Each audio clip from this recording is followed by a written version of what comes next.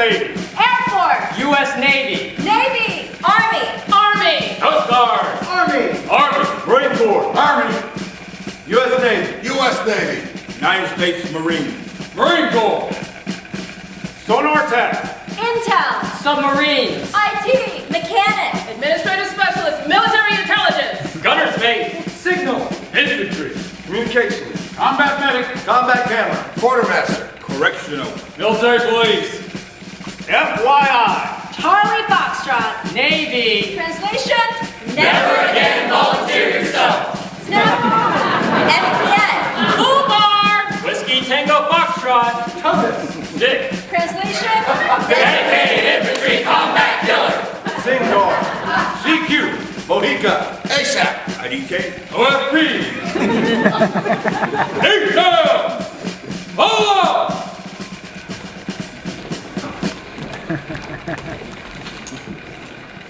They say that in the Coast Guard the chow was mighty fine. Chicken jumped off the table and started marking time. Oh Lord, I want to go, but they won't let me go. Oh, oh, oh, oh. Hey!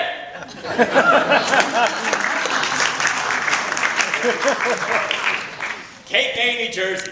A quiet, sleepy beach town with an average annual high of 64 and a low of 48. It was here, amongst the duck shit and mosquitoes, where I would find my new family and home in the United States Coast Guard. Charlie 168, class of 2004. Leading us were company commanders Norton, Morton, and Jordan. Jordan being the interesting one. You see, Jordan was the youngest of the bunch, or at least I think he was. Come to think of it, he might have had some weird genetic thing where he never aged. Just imagine a baby-faced, soft-spoken nerd, blonde and pale as a ghost, who just popped out of an IT closet. Boop! Hey. That was Jordan. Only Jordan was no nerd. No. He was more like a roided-out super nerd. Stop! What is in your hand, seaman recruit? How do you say your freaking name? Fracaro? Sir, a pen, sir. I see that. What do we say about traversing the quarterdeck? Sir, that pens are to be tucked away in our socks, sir. So? What is it doing in your freaking hand, Franco? You ever have that moment when everything slows down and your mouth is saying things on its own? Things you never in a million years thought you'd be saying, but you're saying it anyway? Now, everyone knows you never correct a company commander. Never. No matter how right you are and how wrong they are, you will always be wrong. It's Fracaro, sir! What'd you freaking say? Sir! Hey! I heard you, Francesca. Did I ask for your opinion? Because that's what it is. Freaking opinion. Sir, stop! That was a rhetorical question. You know what a rhetorical question is? Sir, it's when...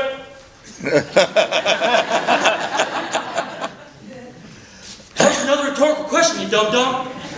You know what? I was going to let you off easy, but maybe, just maybe, you need a little motivation. Put it down, pick it up. Put it down, pick it up. Put it down, pick it up. Put it down, pick it up. Put it down, put it down, put it down, pick it up. Now beat your face.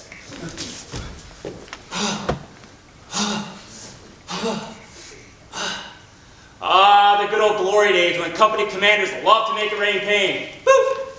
What's the forecast for today, Fracaro? Sir, today's forecast calls for blue skies with 100% chance of rain. It's raining pain, sir. Outstanding. Water kicks in cadence. 1, 2, 3. 1, 2, 3. 2. 1, 2, 3. 3.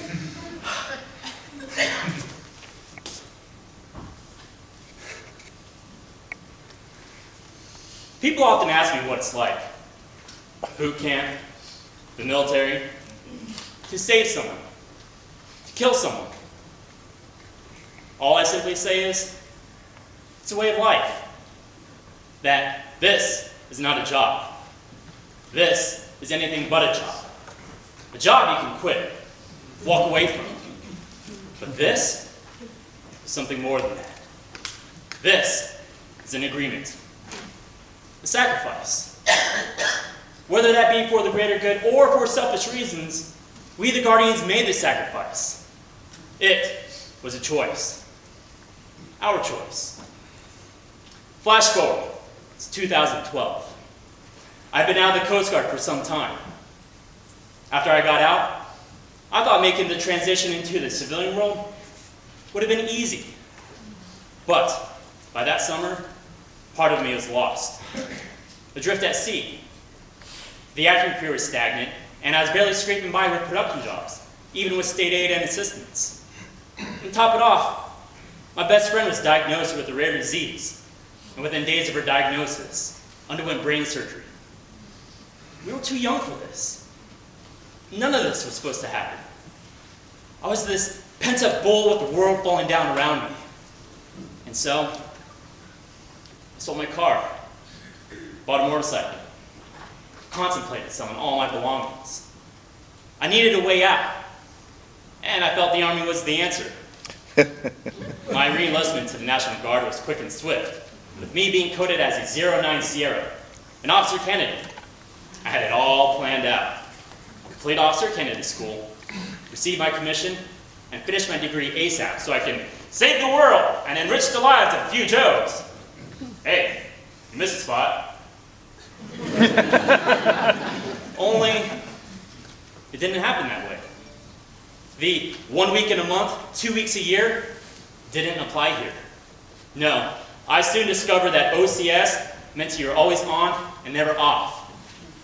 And that was tough for me, bouncing between my civilian duties and my officer duties while trying to keep a roof over my head. In the end, I was tapped out when I was backed into that corner. I wanted to push back, but the harder I pushed, the harder the world pushed in return. Now, metal has a certain weight to it. And gunmetal has a certain sound to it. Especially when that hunk of metal was in the form of a Beretta 92FS Brigadier, a civilian version of the military-issued M9, equipped with rubber grips and a heavy slide. With the 9mm in my right and the magazine in my left, I proceeded to load it.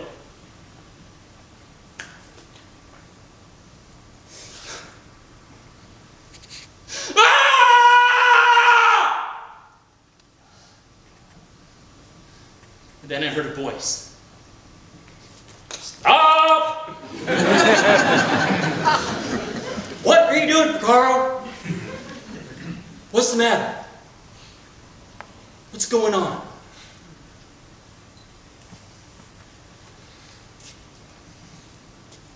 Those were dark days, and certainly not my proudest, but damn. I started to think about all those who I'd be leaving. Is this how I want to be remembered? Was this the legacy I wanted to leave behind? Just another statistic? And then I did something more difficult. More difficult than picking up the 9mm that night. I picked up the phone. Called for help.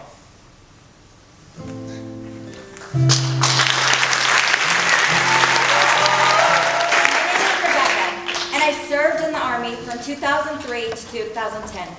I was a 63 Bravo, a grease monkey. Yes, ladies and gentlemen, I can fix your car, truck, SUV, or M99 998. A Humvee. I joined because I wanted to travel. I wanted to see the world. I wanted to make a difference. I wanted to be all that I could be in the Army. One of the places that it led me to was Fort Bliss, Texas, where I met my husband. He was my platoon leader. I couldn't stand him, but fate is funny, and she had other plans. I decided to go the ROTC route, and I moved to Fort Hood, Texas, the great place. Well, apparently he got orders to be stationed there. I think he secretly followed me. And I ran into him again at the gym. But something was different. You know, we got to talking, and one thing led to another. We fell in love. We got married, and we had some babies. Because my soldier is away, I oftentimes have to single parent. Now, we have currently 3 children. Gustavo is 6, Natalia is 4, and Sebastian is 2. And introducing Ali Alejandro. And in case you lost count, this is child number 4. 3 boys and 1 girl. And amidst all of the craziness, I decided to get my master's degree, open a business, and continue teaching fitness classes at the YMCA. It's crazy. It's a madhouse. So it must be that I have PTSD or ADHD or OBGYN or BYOB or one of those acronyms that explain my need to constantly be busy. You know, come to think of it, it might be my way of dealing with the demons that soldiers often face when they return from a deployment. And the other day, somebody called me a hero for serving in the military, and I was honored, but ashamed because I didn't really know what it meant. So I did what anybody would do. That's right, I Googled it. The definition of a hero is a hero or a heroine when faced with danger or adversity displays courage, bravery, or self-sacrifice for the greater good.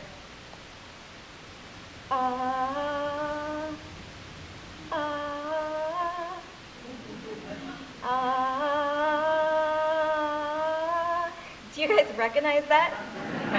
Well, when I was 5, Disney's Little Mermaid was my hero. She was beautiful, she sang pretty, she beat the big ugly witch, and she got to marry a prince.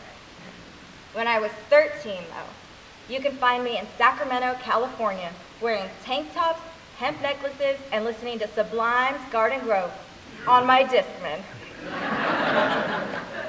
Back then, my best friend Laura was my hero.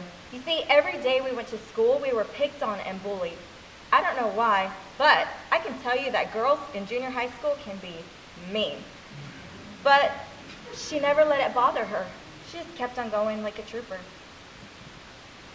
I'm 24.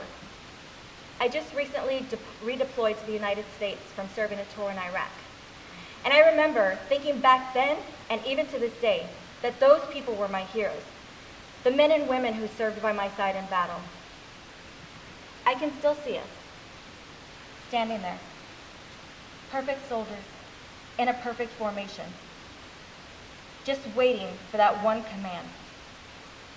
You see, we're trying not to cry, but we have been waiting for this moment for over a year. Can you imagine being away from the ones that you love for over a year? And it's not just us. It was the family members, standing on the other side of the tarmac, the ones who held down the fort, waiting for our return. I can still see them, holding up the signs that say, "Welcome home." And they're screaming, "Jimmy, Jimmy, over here!" Just trying to get a glimpse of their soldier. Imagine being so close to the one you love without being able to touch them. But then, it happened.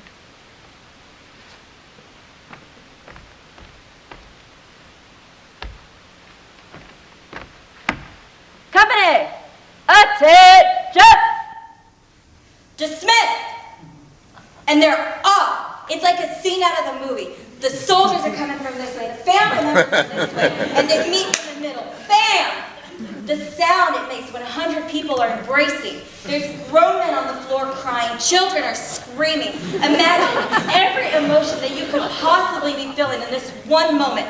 There's joy, sadness, anger, pain, and regret. It's a grand sight to see. We are the pride of the infantry. We were the 1st Infantry Division. The tears, they weren't just for us and our family members. You see, not everybody that left with us came back that day. But we still carry them with us. We always carry them. Some sacrificed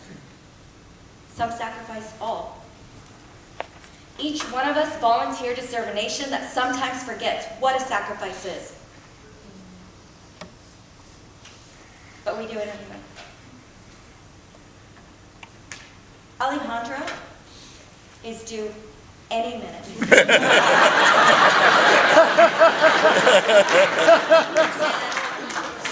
I want him to know that heroes aren't always who we think they are or who they should be, and that can change, and that's okay.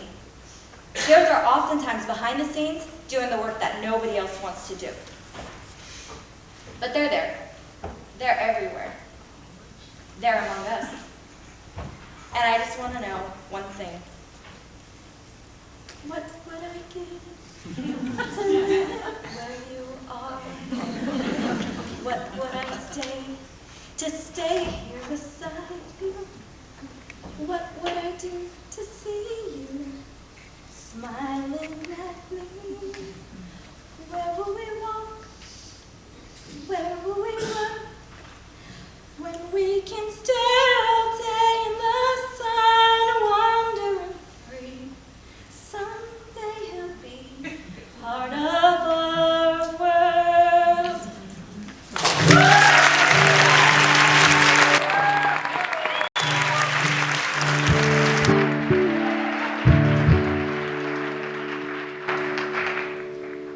In the spring of 2008, my unit was deployed to Wardak Province, Afghanistan. This was my second deployment with 1st to 506 Infantry, 101st Airborne Division. Now, our previous deployments to Ramadi, Iraq had tested us in ways we'd never imagined. But Afghanistan was different. It's a much bigger country, and the troops are spread so thin that our responsibilities are much greater. And the nearest friendly forces, much further away. My platoon really became a family in that year. The 30 of us spent that year in Afghanistan in charge of a long stretch of towns and villages, about halfway between Kabul and Kandahar. We hardly saw any of the Americans that year, let alone a woman. You know, there's something seriously wrong with a country you can spend an entire year in and not see a single woman. All yin and no yang. Pablo is our platoon sergeant. He was a big guy, about 6'3", 250 pounds, and a bit of a jokester, but he would never lead you astray. And he always had your back. So he was kind of our eldest brother and chaperone of our little misfit tribe of man boys on this prolonged camping trip. I don't know anyone who didn't like him, lower rank or higher rank than him. We were out on patrol one day. We'd left our lonely little 30-man combat outpost not too far from the Pakistan border to go on a humanitarian aid mission. Now, most of our missions involved kicking indoors in the middle of the night, zip tying suspected Taliban on the floor, or patrolling a bad neighborhood, waiting to get shot at so that we could shoot back. This, however, was different. Every once in a while, we got to go on what was called a humanitarian aid mission. We'd go into the poorer villages and deliver rice, oil, sometimes medical supplies or pens and paper for the children. To the politicians, this was how we won hearts and minds. To us, it was much needed rest and recalibration for our moral compasses. Sometimes it's good to make people smile for a change. So we set out in a convoy, 30 Humvees, just after dawn. I surveyed the road as we drove along Highway 1. I was in charge of the lead Humvee and therefore in charge of not getting the whole convoy lost. You see, Afghanistan's a maze of mountains and valleys and little dirt roads and goat paths. There's really only one paved road in the country, which the Americans built. It goes in a big circle around the whole country, connecting all the major cities. Someone cleverly named it Highway 1. Pablo's in the rear Humvee, keeping an eye on his band of brothers. We'd driven several miles down this road when, out of nowhere, kaboom! It was the kind of explosion you felt in your whole body. I immediately looked at my rearview mirror and saw the last Humvee in our convoy completely engulfed in flames. The turret had been blown completely off the top, and the roof was ripped wide open. I'd never seen anything do that to an up-armored Humvee before. I'd seen Humvees blown up by IEDs, but this looked like it had exploded from the inside out. I immediately thought of Pablo and 4 other guys on that Humvee and thought there's no way anyone could survive that. But it didn't matter. My gunner was already screaming, "Contact right! Contact right!" and laying down cover fire. I grabbed Richard from the back seat and took off sprinting towards the last Humvee, diving for cover behind the second Humvee. We paused there long enough for the gunner to lay down a burst of 50 cal. which bought us a few seconds to sprint to the third Humvee. Now, at the third Humvee is where I saw Santo, the smallest guy in our company. He weighed like 110 pounds, holding a 30-pound machine gun up over his head and firing over the hood of the Humvee with one hand. Adrenaline's a hell of a drug. We took off sprinting again. We were a few more strides from the last Humvee when kaboom! The heat of the fire set up one of our own AT-4 rocket launchers that was in the back seat. I landed in a ditch on the side of the road. "I'm good!" I yelled at Richard. "Me too!" We rolled over onto our bellies and there's Pablo and Gonzalez. Hated being called Gonzo, so of course that's what we called him. Now Pablo's lying on his side, handing his own magazines up to Gonzo, who's on a knee firing at the enemy. Richard and I lay down several rounds of ammo from our M4s and sprint over to their position. As soon as we get there, Pablo says, "Go help Reed!" He was so calm and certain about it that we didn't even realize how badly he was injured. We look over to where he's pointing, we see Reed lying in a big red pile with Maines, our platoon medic, working on him. Richard and I bound over to their position while kind of aimlessly one-handed firing to the west and diving into the dirt beside them. Now, Reed's intestines are all around him. Still attached, but not inside him where they should be. He's kind of freaking out, which in and of itself is strange because Reed is by far the calmest guy in our platoon. He doesn't usually say much, and when he does, he speaks kind of slow, deliberately. So used to seeing him quietly reading a book with a big hunk of Copenhagen in his mouth. But now he's frantically repeating, "Tell my wife and kids I love them. Tell my wife and kids I love them." "You're going to tell him yourself, buddy," I hear myself saying. We tell him he's going to be all right, but he doesn't seem to believe us, and he starts to hyperventilate. We slap him across the face, and that seems to bring him back to reality momentarily. Now, all the while, our medic, Maines, is working to pile all of Reed's innards in his lap and hold them there with all the gauze he has. He's a damn good medic. Such a good medic, in fact, that no one even realized he had an ass full of shrapnel until later that day. He never mentioned it to anyone, probably because that was his third Purple Heart, which meant he'd get pulled off the line and sent to an aid station at some bigger base somewhere. Didn't want to leave his brothers, so we had to force him to get his wounds looked at. You know, Maines was barely old enough to drink, already had 3 Purple Hearts. Well, we get Reed packaged up and drag him back over to the Humvees. It's here that we see Knopf, the 5th man from the Humvee. Now, Knopf's first name is Daniel, but everyone calls him Jack because his last name is Knopf.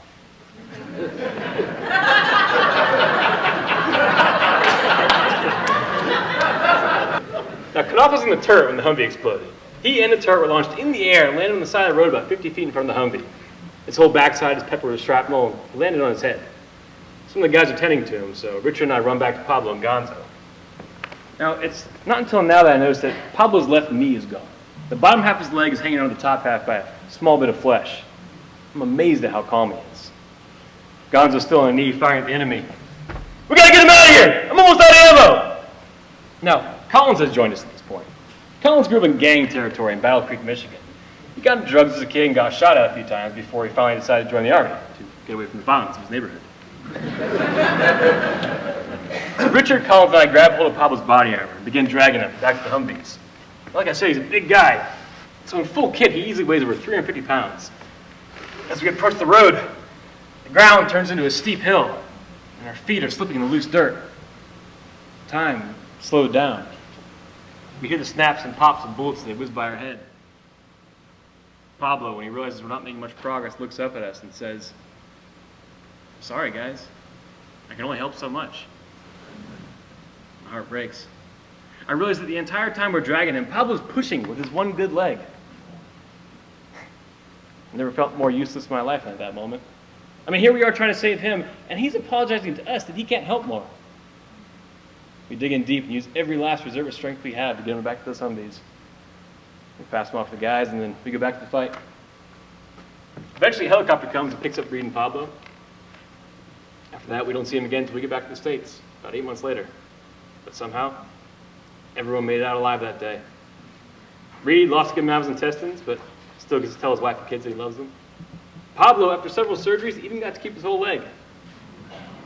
Knopf, after being launched through the air and landing on his head, got up and walked it off. Didn't even get in the helicopter. He stayed and fought alongside us.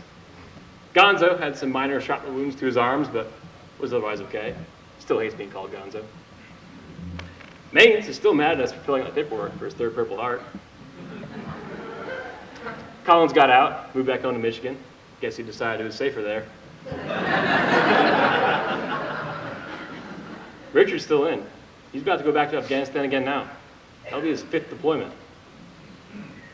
And me? Well, I've started my own family now. A brilliant, beautiful wife, 5-week-old baby girl, who each have saved my life in their own way and helped me to come home from combat. I guess now I just have to decide what to say to my daughter if she tells me one day she wants to join the military just like me. I guess it got some time to figure that one out.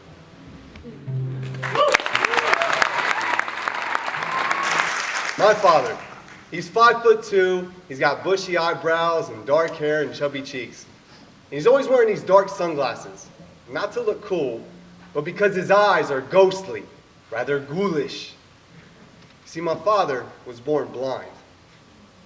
Now, on my high school graduation day, I looked at my proud father and I said to him, "Dad, I don't want to go to college.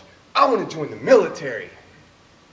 Now, I could see the pride in my father's face go south, bullets of sweat perspiring from his forehead. It was a very dangerous time to join the armed forces. It was the summer of 2002, and we were at war.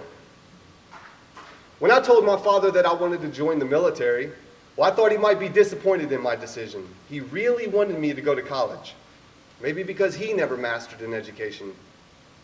And so when I told him, he didn't say anything. He just reached for his wallet, he opened it up, and he just started to, well, he got 4 pictures in and he handed it to me. Well, it's a black and white photo of a chiseled-faced man with tired eyes in a dress blue uniform. This is my grandfather. And so off I went. It was 3 a.m. as we entered through the gates into a high security area at Marine Corps Recruit Depot, Parris Island, South Carolina.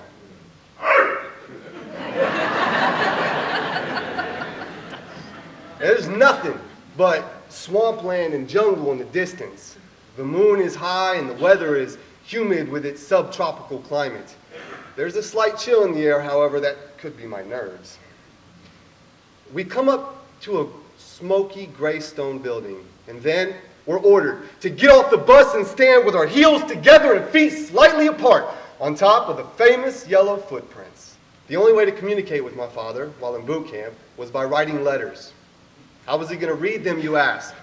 He's not. He's blind. Luckily, his friend Mouse would be his letter reader. Now, Mouse, she's a beautiful woman. She's in her 40s. She's got long blonde hair, and she's got really big green eyes. And she's got this smoker's voice, too. Hey, Terry! You got a letter from your son. It's about his basic needs.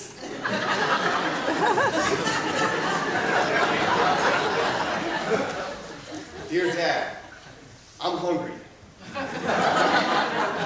Your son.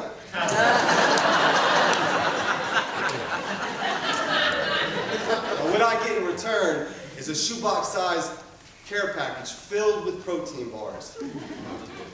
Now, I waited for a letter, but one didn't come, so I wrote again. Hey, Pop, you know, growing up, you always kept me and my friends fed like kings. Thank you for the protein bars, but please don't send any more. Our drill instructor checks our packages, and for every protein bar you send, I've got to do 25 push-ups. I'm hurting here, Pop. So as much as I appreciate the love, please don't send any more. Now, my father, being the funny guy he is, sends me an even bigger box filled with protein bars. Dear Dad, you're a clever guy, you know that? Now, phase 1 of boot camp is not as tough as I thought it would be. I feel like I've been training for this my whole life. All that walking I did with you as a kid really paid off, and the discipline that you instilled in me, well, it paid off too. I do miss being around all the females. Being around all these swinging dicks all the time is incredibly depressing, if you know what I mean. Tomorrow, we begin phase 2, and we start by getting our pictures taken. It only gets tougher from here. Your son. Now, My father sends me another package, but this time it's filled with Playboy magazines. My drill instructor was suddenly beginning to like my father. Also in the package was a faded green satchel, and in the satchel was a handwritten letter from my father. Hey, Bub. Hope you like the magazines. Oh, regarding this cat that you left me, I want this bitch gone when you get home. I'm always stepping in her hairballs. Oh, your military's supposed to be tough, boy. You don't know what tough is till you've had children. Try raising one of you and being blind. Oh, you're gonna be fine. I believe in you, and I'm damn proud of you too. Now, nip that whining in the bud, Dad. He believes in me. He's proud of me. Now, I've been waiting to hear these words all my life. It's just the motivation I need to get through this last phase of boot camp. Dear Dad, tomorrow we begin phase 3. We start with the crucible.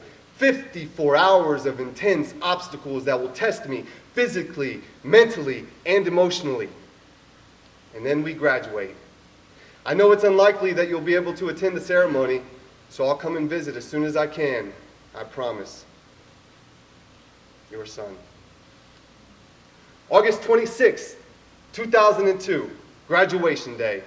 The parade deck is filled with family members and loved ones and congratulations. And as I'm standing there, I peek through the crowd and I see my father all alone. Now, I have no idea how we got here, all the way from Ohio, but he showed up. Come to think of it, he always shows up. I walked up to him, I put my hand on his shoulder so he knows I'm there. And then I reached in my right pocket and I pulled out the photo of my grandfather in his dress blues. And then I reached in my left pocket and I pulled out the 2x3 photo of me in my dress blues.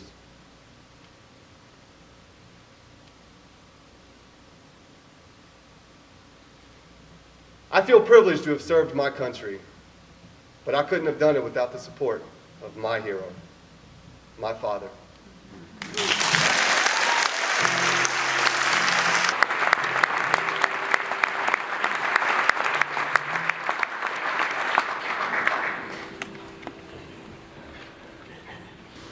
I guess you could say I joined the military.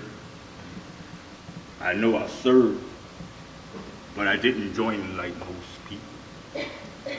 I was 18 with a bullet, sitting in a cell with the homie in the Long Beach police station, busting chops with a cellie, peeping game on how I could avert a prison sentence for a commercial burglary that the homie and I did one night coming from the LBC. Y'all don't hear me though. And so instead of serving more time, the judge remanded me to the United States Marine Corps. After being released from custody, the Marines were the last thing on my mind. Little did I know they would come to my house to pick me up.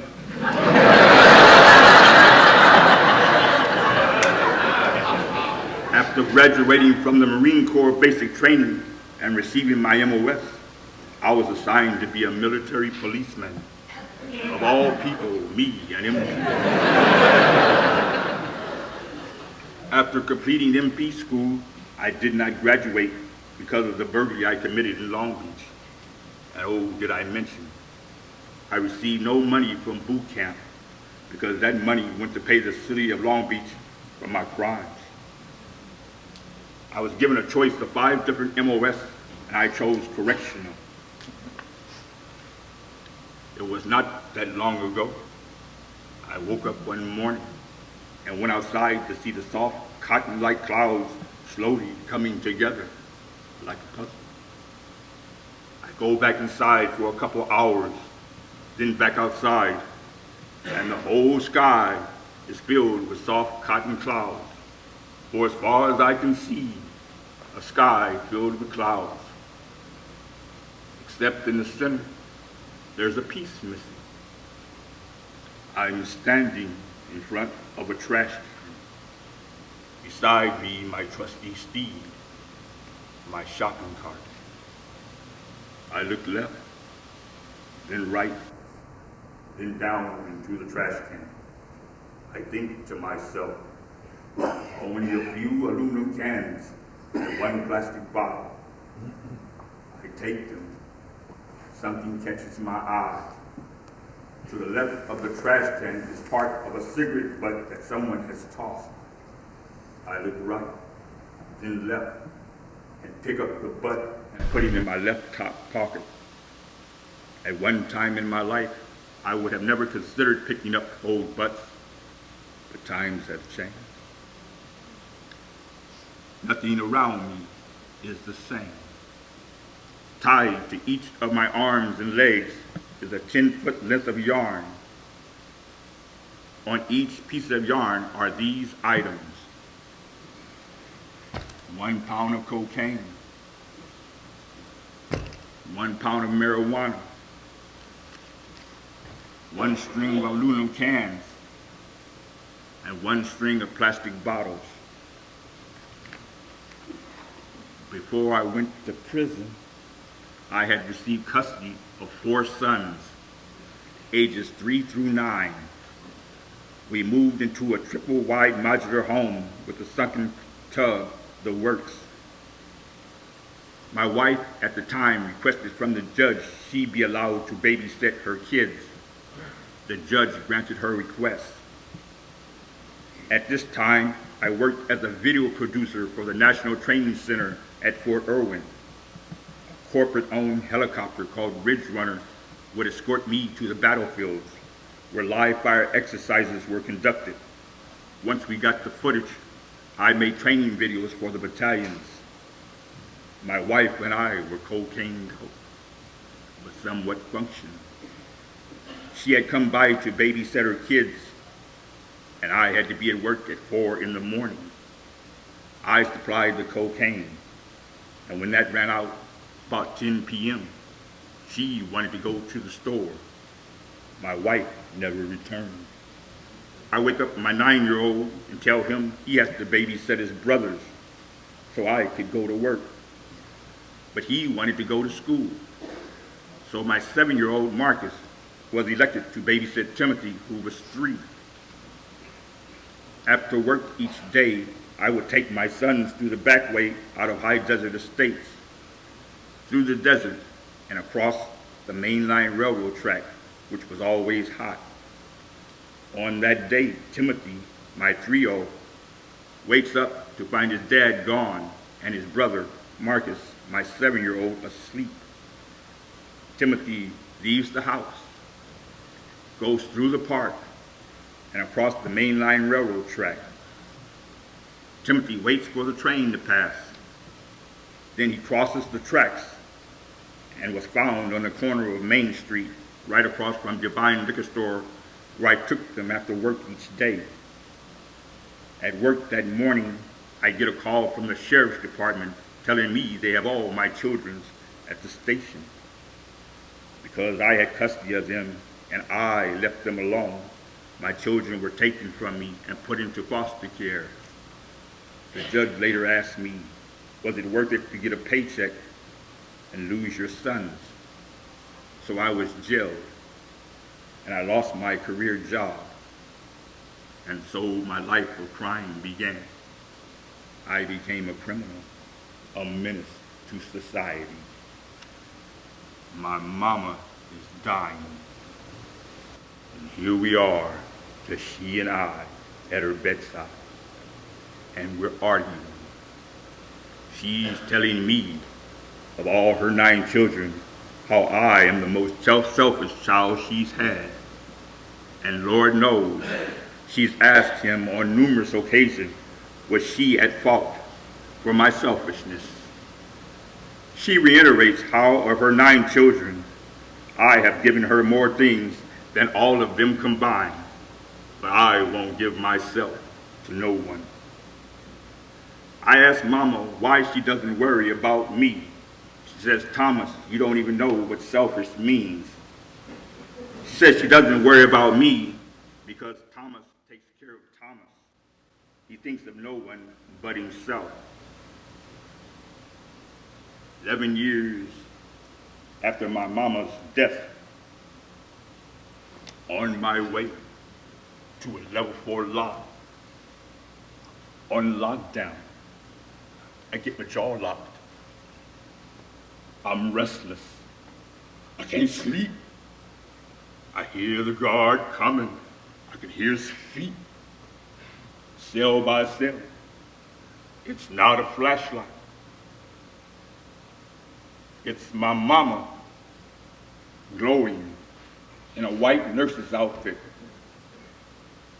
She has a red name tag that says Beverly. She stares at me as if she's looking through me. Our eyes connect. She says to me, she's looking for the little sick child. But a voice whispers and says, ma'am, you're on the wrong block. My eyes never waver from hers, nor her eyes waver from mine. She says, thank you kindly. I'm on the right block.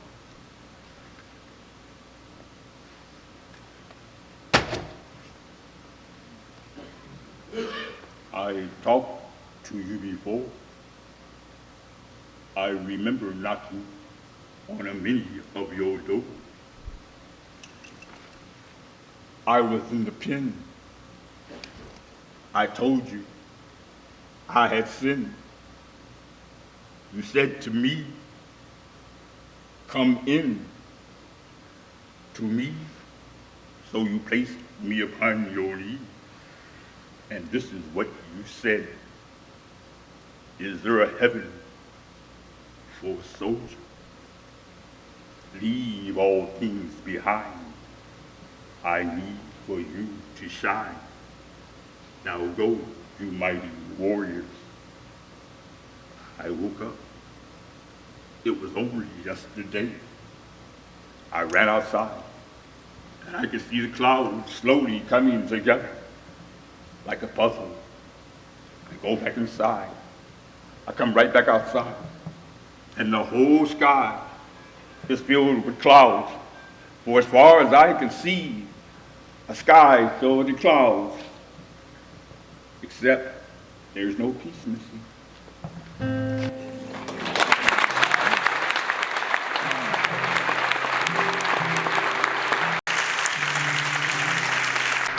I was in the first class of graduates to volunteer for the armed forces after 9/11. My country needed people to join our military, so I did. I had 4 grandparents serve during World War II. My gramps, a grizzly bear of a man, would impress upon his 18 grandchildren to join the Coast Guard and cut your hair. Well, I joined the Air Force, and I kept my hair long. Still, my entire family came out to watch me take my oath of office. I was a distinguished graduate at the top of my commissioning class, and I worked my ass off to get there. It was a big deal. So, when I later announced that I was getting out of the military, moving to Hollywood, and becoming an actor, the response was less than enthusiastic. My poor father was especially concerned. It's a tough business, sweetheart. After the war, your grandfather was an artist, and he struggled for money his whole life. I know, Dad, but it's my dream. I gotta go for it. I just don't want to see you get hurt after all that rejection. Lot of rejection. Then I told him I was teaching pole dance on the side. Oh, shit! Is it a classy place? Japanese businessmen? That's when I realized I needed to explain the difference between a pole dance studio and a gentleman's club. I first discovered pole dance as an art when I was a second lieutenant stationed at Osan Air Base in South Korea. It was the weekend, and I was single, so obviously I was out drinking with pilots. There are about 140 bars outside the gates of Osan, all with various forms of entertainment. Sports games on big screens, karaoke, dance floors, you name it. But they all serve soju. Now, the alcohol content of soju isn't regulated in the Republic of Korea. So the only guarantees you have going into the experience are that it will taste like candy and get you sexy drunk. It's usually a terrible decision, but that night it would prove fateful, because that night we discovered a new bar. I could never find it again, and believe me, I tried. We all did. Because when you walked in the middle of the room, on an elevated stage, was a pole. And at the top of the pole, a dancer. She was dressed simply enough, black heels, black monokini, modest makeup, nothing flashy. She didn't strip. She didn't have to. She just danced. And something about the way she moved stuck with me. It wasn't for the men, and it wasn't for me. It was just for her. I didn't know it then, but her dance would reshape my life.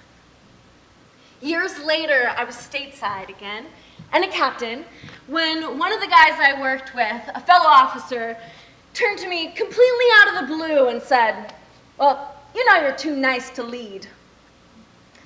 I was a joint operations commander at the time, in charge of 35 men and women with active counter-threat missions, so I took his criticism of my leadership very seriously. The decisions that I made every day as an officer could have fatal consequences, and my leadership skills were what I had honed my entire military career. He broke my heart. It wasn't his words so much as the message behind them. I felt it radiating like an undercurrent from men in the 8 years I wore the uniform. No matter what I did or how I excelled, I was in a man's world, and I would never be seen as strong. I wish that I could have told them that my emotions are not a weakness. It's my compassion for others that allows me to decipher their needs and to meet them, to learn what inspires them or motivates them. I wish I could have realized then that leaders aren't too nice or too mean. Leaders are either effective or ineffective. And I know now that when I was in charge, I protected my people, the mission ran smoothly, and my team got shit done. But back then, my confidence wavered and I got out. But I couldn't forget that dancer from South Korea. She was fearless and lyrical and strong. I wanted that grace. So I took my first pole dance class, and I was in love. I knew right away I wanted to be a teacher, and I began to train. My mission became inspiring women. They came into the studio wanting a lot of different things, to try something new, to build some strength, just have fun. But they all wanted one thing from me: permission to feel like a woman. And I gave my students that permission, and more. I allowed them to be playful and brave and sexy. And here's one thing you might not know about pole dance. It's a lot of fun. I've been on 17-foot poles. It feels like flying. And as a teacher, I get to fly with other women. I get to show them the way. When a woman comes into the studio and tries something new, oftentimes upside down, she finds her power. And she takes it with her out into the world. And a world where women are powerful is a good world.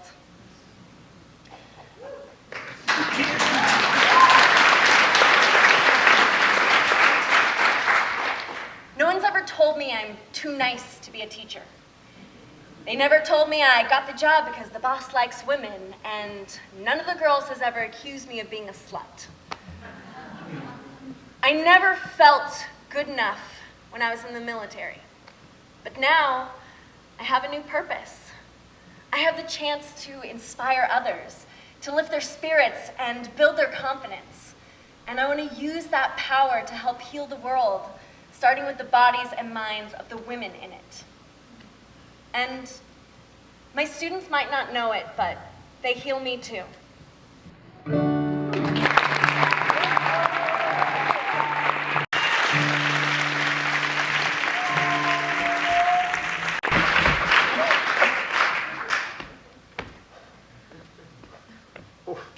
sound of that truck engine stopped, it was dead quiet. And after crawling out of that cab, well, I couldn't see a damn thing. Well, until I saw all this dust and dirt floating around in a red haze, and those taillights. Yeah, I could feel the grit of that dirt between my teeth. I tasted the blood in my mouth. And there was this stench of stale tobacco, mixed in with that sickly sweet odor from the engine coolant. You know, altogether, it started to make me feel sick. And then I had to climb into the bed of that truck just to get back outside. When that cold night air hit my face and just being able to look up and see the stars, it felt good. Now that road I'd been driving down, it ended at that T intersection coming into the county highway. Yeah, I swear, I had made that stop sign and taken that right turn 100 times. But that night, well, at 80, 90 miles an hour and drunk, it had been pretty damn easy to misjudge that distance. Hell, I slammed the brakes coming out of that turn.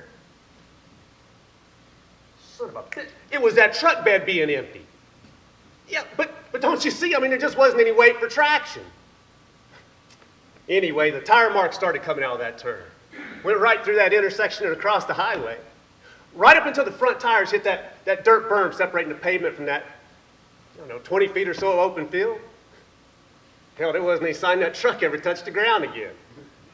Well, until it found the front of that barn. I really don't know how long I'd been walking when Trooper Locklear pulled up alongside. But I do remember him rolling out his window and shining that light in my face. Hi, are you okay? Yes, sir. I'm fine. And then I remember him stepping out of that patrol car. I mean, he was a big man. We're talking, well, 6'2", 6'3", and thick. And then, when I saw that deep tan on his face and noticed his name tag, I knew he was a Lumbee. Lumbee. They're this tribe of Native Americans back in North Carolina. You know what? As a matter of fact, if you ever met a Locklear or an Oxendine, it's a good chance you met a Lumbee. He just got out and walked right up to me. Is that your pickup truck back there? What truck? Now, I had known it had been bad when I'd had to climb over that truck just to get back outside that barn. But when the headlights from his patrol car lit it all up, I mean, hell, that was the bed of my 77 Chevy pickup. And just sticking halfway out the front of old man Pravat's tobacco barn. And then inside that barn, he shined his light into the cab of that truck. And it lit up all this broken timber that had crashed through the windshield. And you was able to just walk away from this? Boy, you are damn lucky to be alive. And then on that ride to the patrol station, yeah, Trooper Locklear, he could have been a real asshole. But instead, he just talked with me that whole way. You know, I told him how I just signed my enlistment papers for the Navy. Hell, my report date was in less than 2 months. He told me he was a Marine. And then with this smirk, did you know the Marines was a department of the Navy? That's right, the men's department.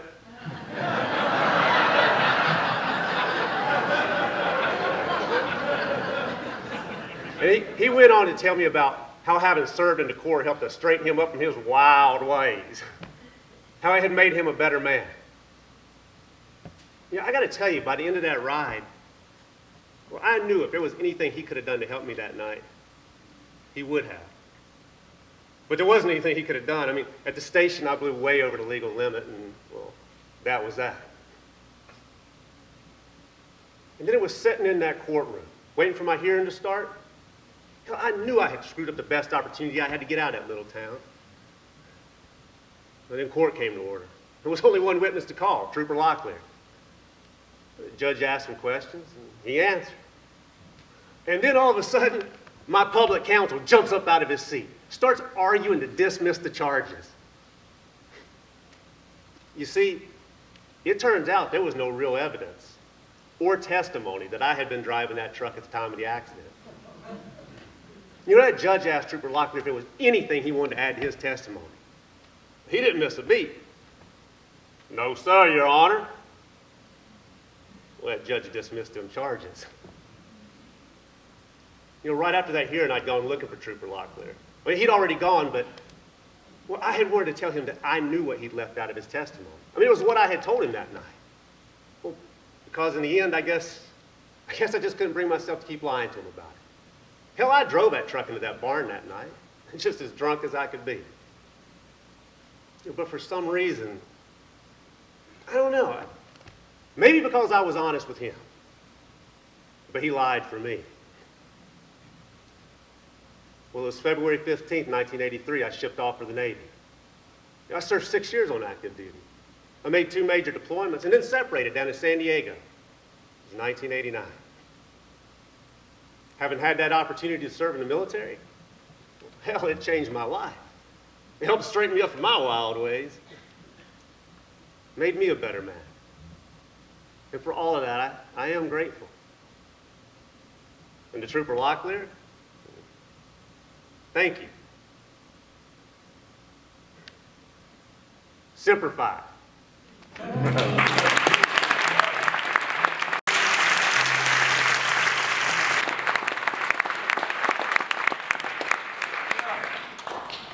Thanks to the draft during Vietnam, I'm a trained combat medic. Now, the fact that I never went to Vietnam or saw combat might be why I'm alive today. But it doesn't change the fact that when someone's down on the ground right now and they're bleeding out before the cops or the firefighters get there, I'm a guy you'd want on the scene. Another guy you'd want on the scene is Captain Ray Houdanich, MD, an OBGYN, Perth Amboy, New Jersey, right across the river from New York City. And like a lot of doctors back then, Ray was drafted, found himself assigned to Camp Santa Barbara, Korea. Now, although we were north of the 38th parallel and just a little south of DMZ, Ray was aware of the fact that unless the Cold War really heated up, the North wasn't coming down across the wire and no one was going to get shot and we're all going home in one piece. Now, Santa Barbara was the headquarters for the 3rd and 81st Field Artillery Battalion. It's about 1,000 guys. So we had a well-equipped emergency room and a 10-bed ward. Now, we not only treated the camp, but we also took care of the populace, the little ville outside the gate, and any indigenous personnel within a 10-mile radius. Now, Ray was lean like a greyhound, swept back hair, coal black eyes that looked at you with a sense of curiosity. At the same time, he had a devilish humor. He knew what he was doing. Ray liked being in charge. He liked his life. Boys, welcome to Camp Santa Barbara. I want you to glue yourselves to me. You watch whatever I do. You can ask me whatever you want. We're going to be handling sick call in the morning, and we're going to take care of any emergencies going to be coming in. When you're on CQ, I expect you to be the best trained medic in the Army. Now, a lot of times it's going to be a triage situation, and that's your big 3. You stop the bleeding. You check the airways. You treat for shock. You're going to do the best you can with what you got. You hold down the fort till the cavalry arrives. Well, that's how I started my 13-month tour.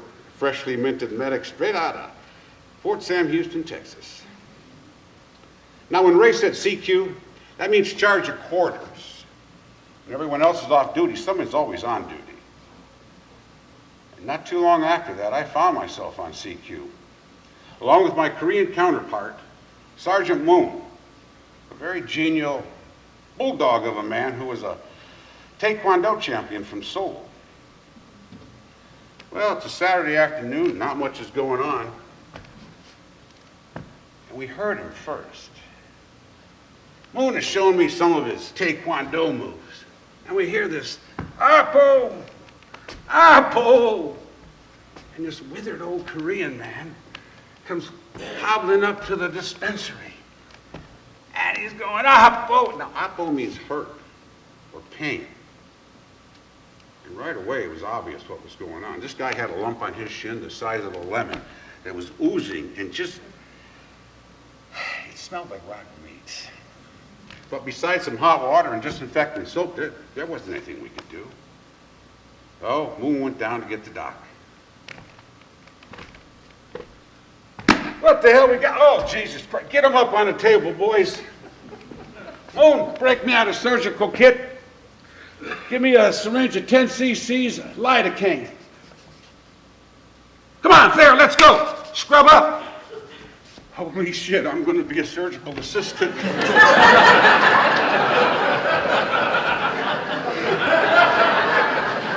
Ray's got the syringe now, and he's working his way around this abscess. A little bit. Anesthetizing the area. Now he's got a scalpel, and he starts cutting around it. And he's cutting around it. There, grab those forceps. Pull this flap back. I pulled it back. Oh, my God, it was enough to gag a maggot. Oh, Jesus. But there it was. This little object sitting in the middle of that mess. Calcified, about the size of the tip of my little finger. All right, hold it back. I'm going to cut it out. Grab it. Pick it up, put it in the surgical tray. And we're sitting there looking at it, and the old man's on the table. Oh, Sarabukine. Moon, what the hell? Oh, he say he got shot during Korean War 14 years ago. Bullet never come out. He just went home. Maybe 3 days ago now, Bullet wants to come out. Oh, he said thank you very much.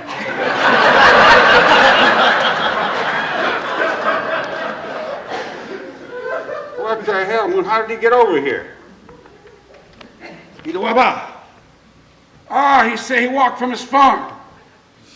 Walk? Jesus Christ, what a tough old bird. Well, what the hell, Moon? Get on down to the motor pool and requisition my Jeep. Get him on home. Thayer, you clean it up, close it up, and give him some antibiotics to take home. Wait, sir. You want me to close him up? You want me to sew it up? Yeah, that's right. Come on, you can do it. For Christ's sakes, I'm in the middle of a card game. He peels off his surgical gloves, tosses them aside, and saunters out the door.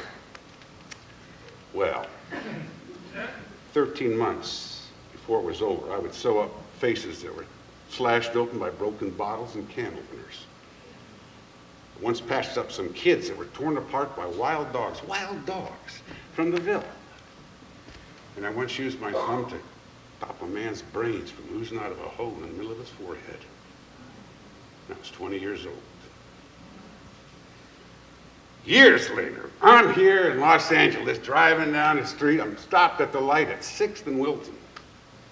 Ironically enough, it's yet your Korea time.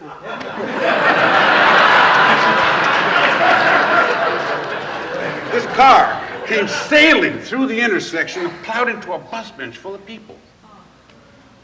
Oh, Jesus Christ, I pull over the car, and when I'm pulling over, I can hear the screaming. I get out, and I heard something else.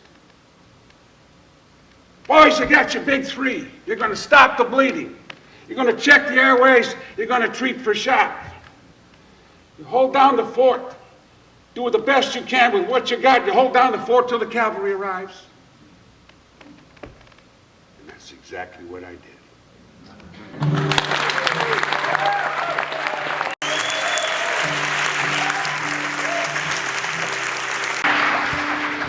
One of my favorite moments as a child was watching my hero on TV.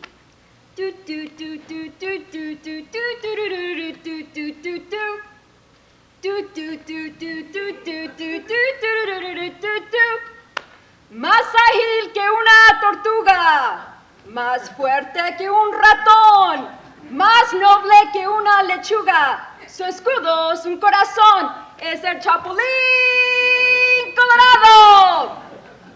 Translation: more agile than a turtle, stronger than a mouse, nobler than a lettuce. His coat of arms is a heart, is the red grasshopper. show brought my family together 1 hour every week, and it gave me a connection to my parents' homeland of Mexico. Every Sunday, my immigrant parents and 3 siblings were gathered together around our 13-inch TV in our small studio apartment in Koreatown to watch the misadventures of El Chapulín Colorado! You see, my parents worked full-time jobs, and most of the time they would only see each other in between shifts. My father worked the night shift, and my mother worked the day shift, and sometimes weekends. For us children, it wasn't just watching our beloved, clumsy, well-intentioned Mexican hero, Chapulín Colorado, fumble through his mistakes. It was the feeling of having my parents in the same room at the same time and laughing together as a family. Whenever somebody was in trouble in the show, all they had to say, "And now, who's gonna help me?" And out of nowhere, this middle-aged man in a cheesy red leotard costume and grasshopper's antennas would come out of nowhere and say, "Yo, el Chapulín Colorado!" Translation, "I, the red grasshopper!"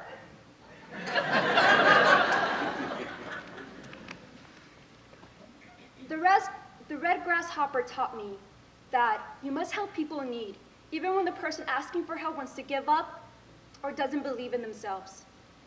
Chapulín Colorado taught me that I need to advocate for myself and speak my truth, because as a collective team, we all can fight injustice.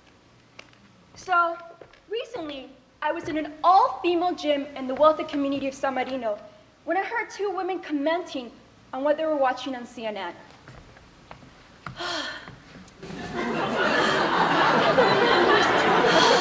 Stories. Oh, what a blowhard. You know what? I like what Trump stands for.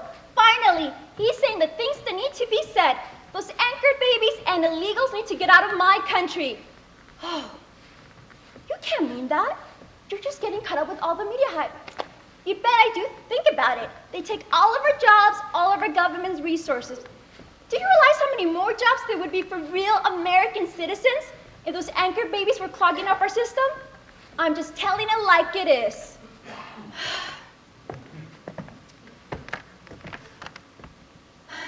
I want to tell them they don't know what they're talking about.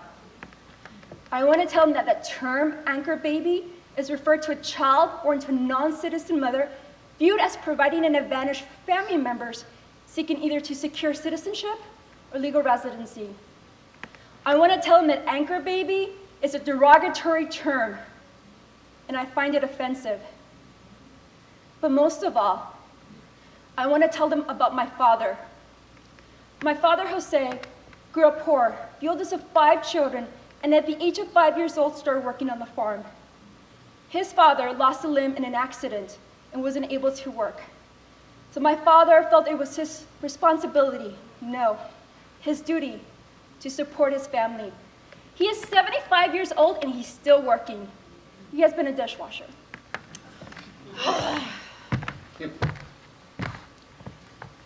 10,000 días. 10,000 days. For 10,000 days, I've been working at Century Plaza Hotel on Avenue of the Stars. I've supported thousands of events at this hotel, charities, awards, political events, and inaugural celebrations. Many presidents have visited this hotel since I've been here.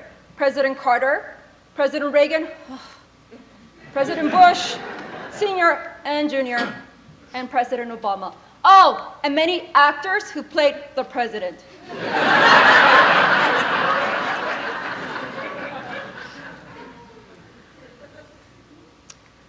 My wife and I were born in Tepoztlán, Jalisco, Mexico.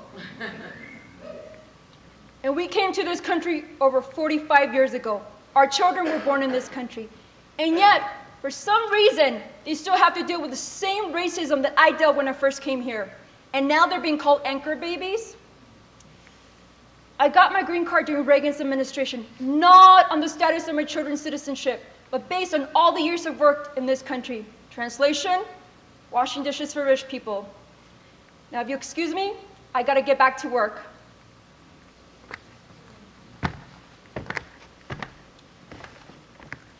To some people in this country, I'm an illegal. To some people, I am an anchor baby clogging up the system. You know what? Yo no puedo creer que a una niña de 6 años le llamen tonta y la odien por simplemente no hablar español. Yo no puedo creer que a mis padres, que son trabajadores que vinieron a este país por un sueño americano, los llamen mojados y los traten como basura. Porque la realidad es que no humano es ilegal.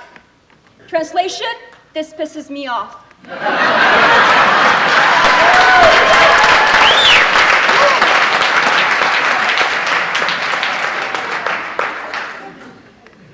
So remember to take a deep breath.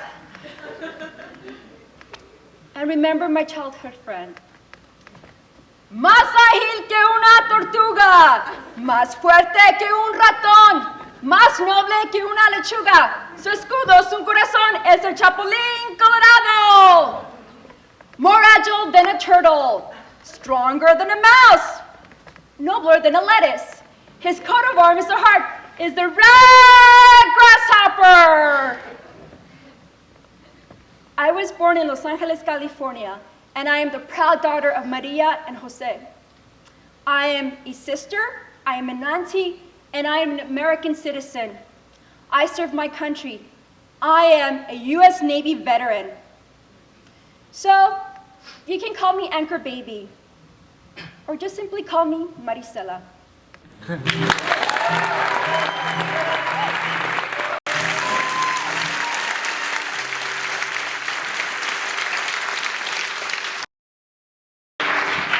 Staff Sergeant Ruiz is not your typical drill instructor. Yes, he can turn it up like LIASON or Lou Gossett Jr. on the big screen. But Staff Sergeant Ruiz also had a quiet, intimidating presence.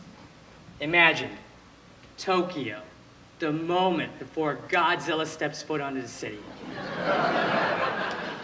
It's eerily quiet as just everyone is just helplessly waiting for Godzilla to tear everything apart.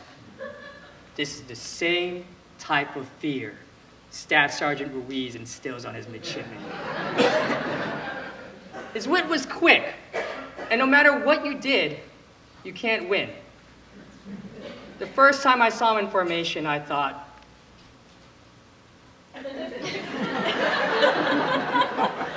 please don't come to me. You're coming to me. Ah, shit. Riquena Castillo. That's how you say your name, right? It's Castillo, Staff Sergeant. You know you're saying your name wrong, right? Ese?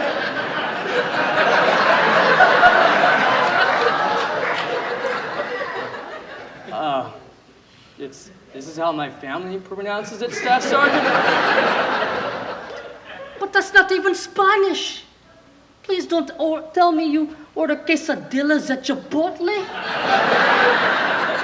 But whatever, Espanol being my first language doesn't matter to you, huh, Castillo? No, Staff Sergeant. You've got basura on your uniform, Castillo. Your hair's out of regulations. Ribbons not a quarter-inch above your purse pocket. Is that fear I smell, man? Have this fixed by close of business, or else. Or else what, Staff Sergeant? Just fix them, Castillo! So, going forward, I just went ahead and pronounced my name the way he wanted. It turned out to be easier for me thanks to the big Hispanic population in Los Angeles. See, I knew as a drill instructor, Staff Sergeant Ruiz cared about our well-being, but I didn't know to what extent. During my sophomore year in college, my grandfather, Hermenegildo Lampas, passed away. My mother revered him so much that she named me Hermie after him. As a kid, I spent many vacations in the Philippines learning more about American history from him than any of my history lessons in school. He loved America because of the opportunities it gave our family. You would never know that a true American patriot was living in the Philippines. Oh, say, can you see by the dawn's early light what so proudly we hailed at the twilight's last gleaming? Because I was named after my grandfather, I wanted to be exactly like him. His college yearbook had a mantra under his photo that he always repeated. I want to live and die for my country. I want to live and die for my country. I want to live and die for my country. His patriotism encouraged me to serve for the United States Navy as a submarine warfare officer. I got the call that my grandfather passed away while studying for finals. I didn't know what to do. I knew I wanted to fly back to the Philippines and see him one last time. My professors were accommodating, but it was actually Staff Sergeant Ruiz who reached out. He told me that everything would be fine and I could take as much time as I needed. But 2 weeks isn't long enough to grieve for the Philippine American patriot. When I got back, I avoided everyone. I didn't want anyone to feel sorry for me. But in between classes, I bumped into Staff Sergeant Ruiz, and he asked me to come to his office. Weekend na Castillo, how's your trip? It was good, Staff Sergeant. We had a procession for my grandfather. What's a procession, man?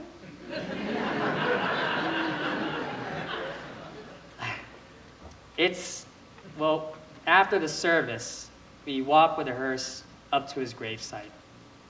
It's a custom in the Philippines. Well, how long did you walk?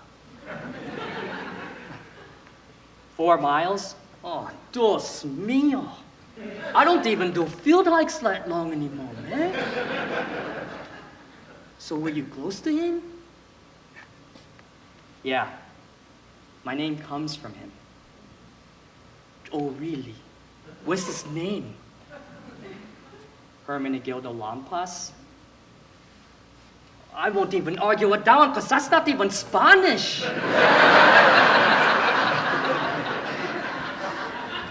And that was the first time I laughed. And as I was laughing, tears came down my cheeks. You see, he told me that his office would always be open if I ever wanted to just talk. You see, he did his magic behind the scenes. If he saw someone struggling, he'd be there first to offer support, expecting no recognition for his efforts. Staff Sergeant Ruiz came out to help me get over the loss of my grandfather when I didn't think I needed anyone. And because of him, I was able to grieve and carry on.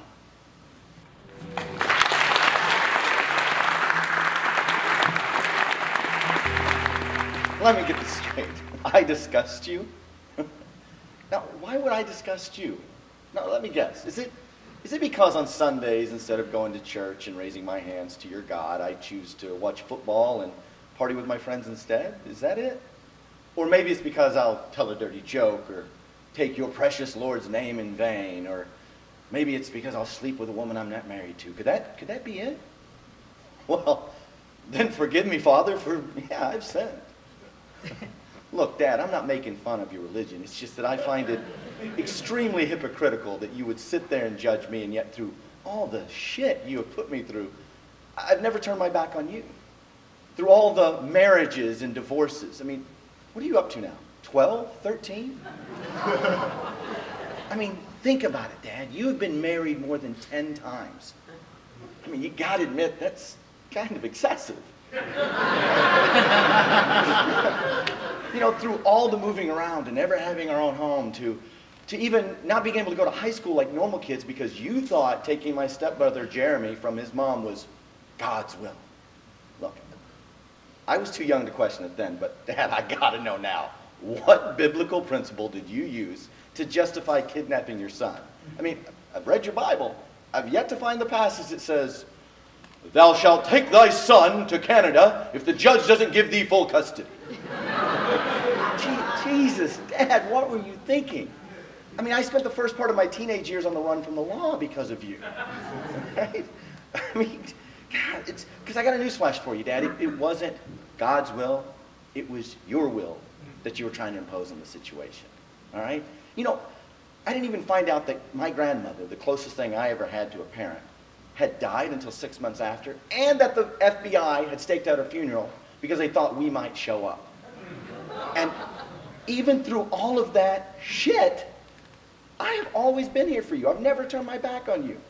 I've always sent you money every time you called, which, come to think of it, is the only reason you've ever called. I mean, do you realize that? Since I moved out on my own at 15, you've never once called just to say, "Hey, how's it going?" It has always been to ask for money. And I, like a dutiful son, have always kept my door and pocketbook open to you. You know, look, Dad, I'm not saying childhood was all bad, all right? Because we did have some good times, and you did instill some very valuable life lessons, like how not to take yourself too seriously, and how to remember that no matter what you're going through, there's always somebody going through something worse. Dad, you gave us a pretty fucked up childhood, all right? I mean, I might have been the only person who went into war with PTSD.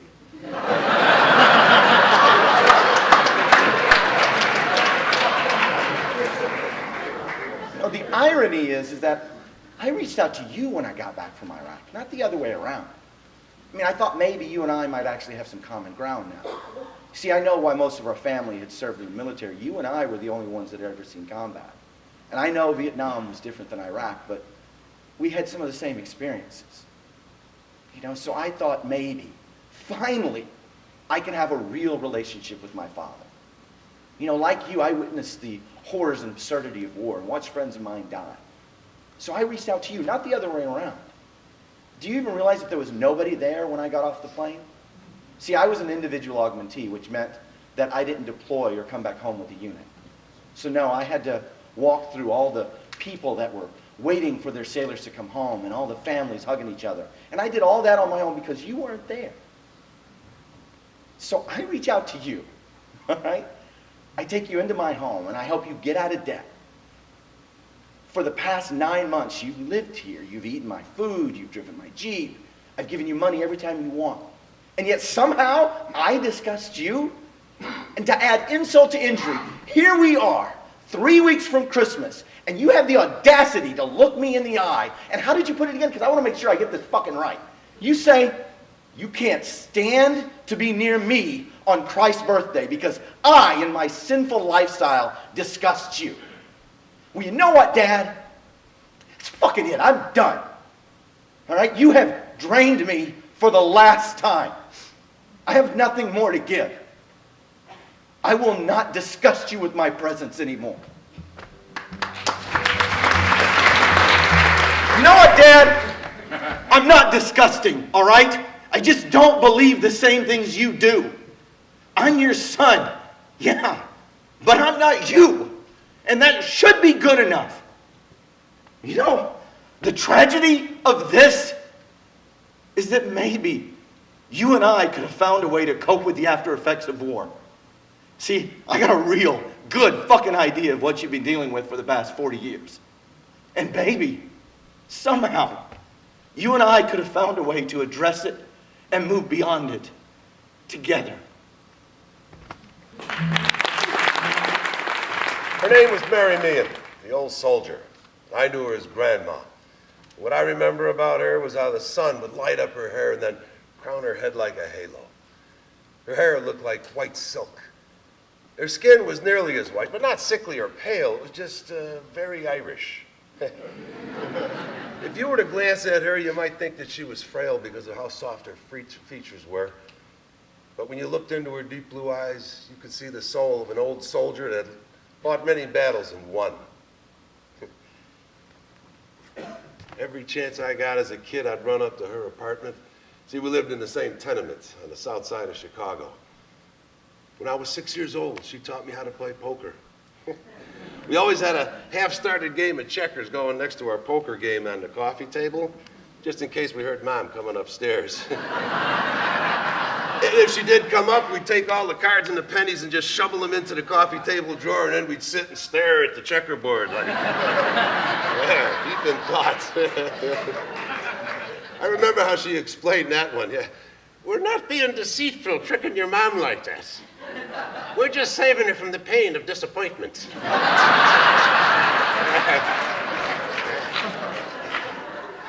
6 years old, I had no idea what the hell she was talking about, but I just knew I was having a good time with my best friend. She was always there for me, whether I needed a shoulder to cry on or a hand to hold. And the way she held my hand, it was like we had our own secret handshake. She would take my hand and then place it in her other hand and very gently pat the back. That's when I knew everything was going to be okay. Early on the day of her passing, I stood in her doorway trying to get a chance to see her. But at 9 years old, and with a nickname like Skinny T at that time, I was ill-matched to fight off all the elbows and body checks doled out by the adults. But I did fight to see her, and I didn't stop fighting. Not until my great-uncle John grabbed me by the ears.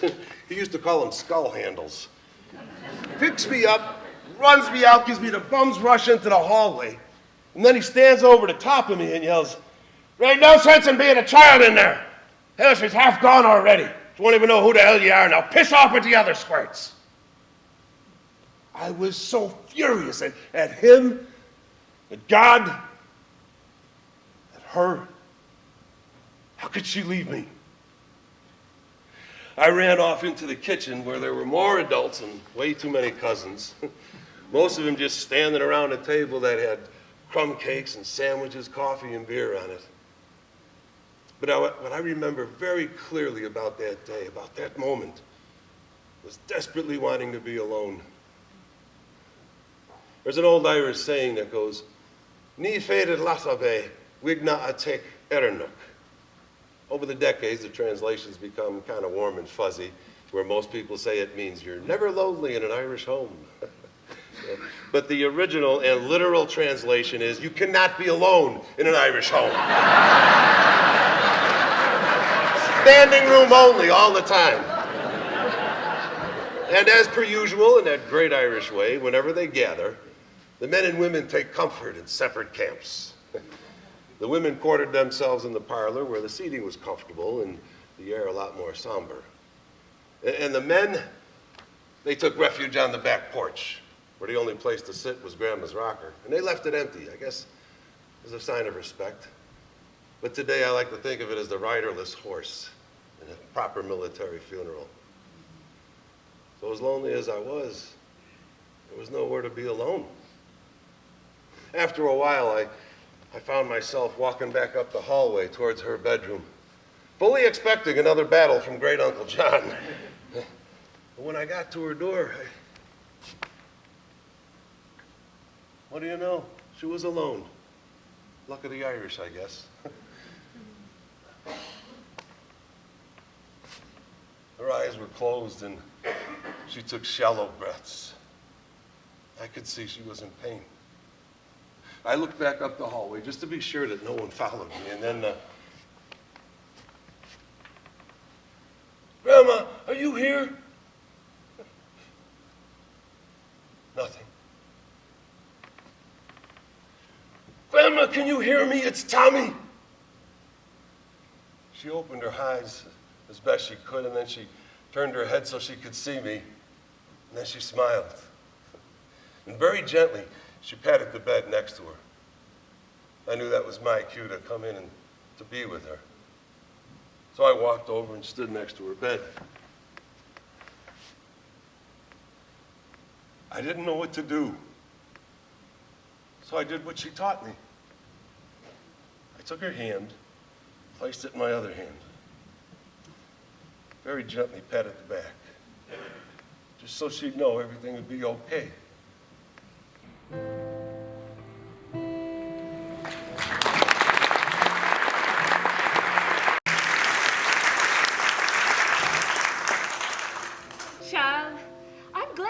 wanted to talk to me, baby.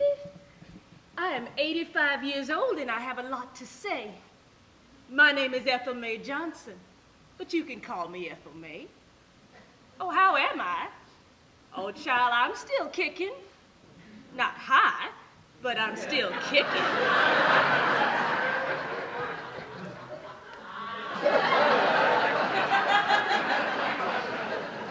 Not bad for 85, huh? Child, I'm a black woman who was born into a very good life. I was born in Carthage, Texas, and went to Bishop College, where I received my education, which my parents afforded me. Now, in my career, I taught history and was a school counselor. I also taught home economics, so you know I can cook. Child, I can cook up some fried chicken, collard greens, and cornbread. I also have a tendency to burn toast. Don't you tell nobody I said that. Now, my father was a brick mason. His work is still standing in East Texas more than 100 years later. He and I both could have passed for white, but he chose not to. He was proud of being a black man, and well, I was proud of him. Now, my mother, she had a smooth, dark brown complexion, and she owned her own grocery store, her own store. And you could buy Coca-Cola in there, and that's my favorite drink. You can cure anything with Alka-Seltzer and Coca-Cola, you know. You feel better just thinking about it, don't you? Now, they say, behind every good man, there's a good woman. I'll have you know I've never stood behind any man. Instead, I stood right alongside that man for 60 years. His name is Scott E. Johnson, and there's a school named after him in Huntsville, Texas. Oh, baby, I like your dress. Oh, you like mine? Well, occasionally I have mine made on account of my disproportionate arms and my need to wear only belted dresses. Us plump women must do what we must in order to make sure our suit dresses fit perfectly. One's middle mustn't jiggle. Now, I love clothes, and most every Saturday I go down shopping, and I can walk into any store and be respected, and some say it's because you can't tell just what color I am for sure. But I say, if you're good to everybody, they only have cause to be good to you. But no matter how I got along with everybody, segregation and racism was still a very real thing. They stayed over there, and we stayed over here. We had our own quiet, predictable neighborhoods in which we raised our children. Now, my children, they're my most precious possessions. I raised my daughter, her 2 daughters, and then my great-granddaughter, Yadana. Scott and I taught in the segregated schools, but we also owned businesses and land, and we were members of the Black Chamber of Commerce. We did all right for ourselves from the late 20s right on through to the 50s. And then the 60s came, and my granddaughters came to me and said, "We need to join the protest march downtown for racial equality!"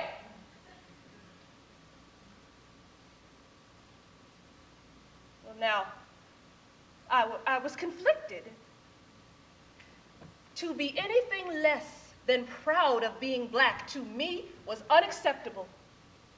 However, Scott and I had spent years in our communities and building our lives and careers in the school district.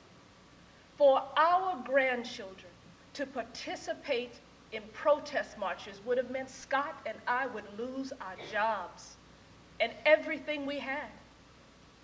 It's something we couldn't let them do. I told them, ladies, your only protest marches will be up the front steps and down the hall to your room.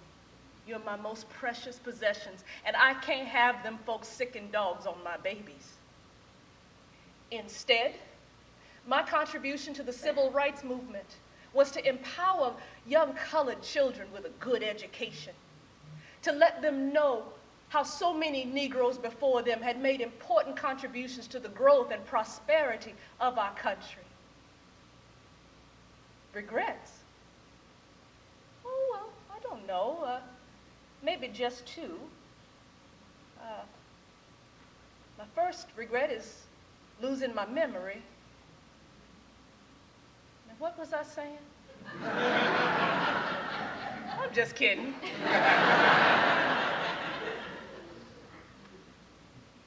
But when I understood that I had Alzheimer's, that first time I looked into my great-granddaughter Yadana's face and couldn't remember her name. I didn't know who she was. It was so hard on my family when they'd have to track me down when I'd get lost. And I'd tell them, child, I know exactly where I'm going. I'm going to work. I just didn't remember where work was or that I was retired. But my second regret is that although I taught history, it seems that we've learned none of the things that I've taught.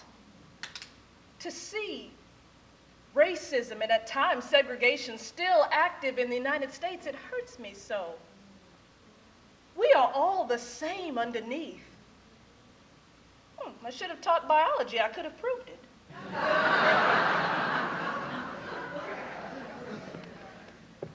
What is the world coming to? Just last year, a man named John Crawford walked into an Ohio Walmart, armed with a shopping list of graham crackers, chocolate, and marshmallows. He walked down an aisle in the toy section and picked up a BB gun. He was on his cell phone talking to his children's mother, while another Walmart shopper was on their cell phone calling the police, saying a black man had a gun and was waving it around. And believing the gun was real, a SWAT team shot John Crawford dead right there in the store. He was surrounded, shot on sight, and never stood a chance. Let me get this straight. An Ohio open carry law applies to everyone except black men in Walmart? Are we so powerful that we wreak fear in the hearts of people, holding a BB gun from the toy section and a cell phone? An innocent man died that day, and they called it a justified use of force. Pshaw. They tell me we shall overcome someday. I just hope that day would have been by now. I was proud of my great-granddaughter when she came home and told us she was going to be a soldier. Oh, I was scared for her, but proud of her. You know, these days, the Army will give a young person an opportunity no matter what color they are. Now, it's up to you what you do with that opportunity. But I've seen it finish the work in many a young person's life coming from a small town called Huntsville, Texas, and in the life of my little girl. I figured if she must join, well, the least she could do is be excellent in her work. Excellence opens doors. If you do your work excellently and they close the doors on you, it's their loss. Baby, before I go, I want to leave you with one thing. I want you to know this in the very soul of your being. Be proud of who you are and the skin you're in. Baby, you are more than just your skin. You are loved. You are valuable. Your life is important. And your life is worth living.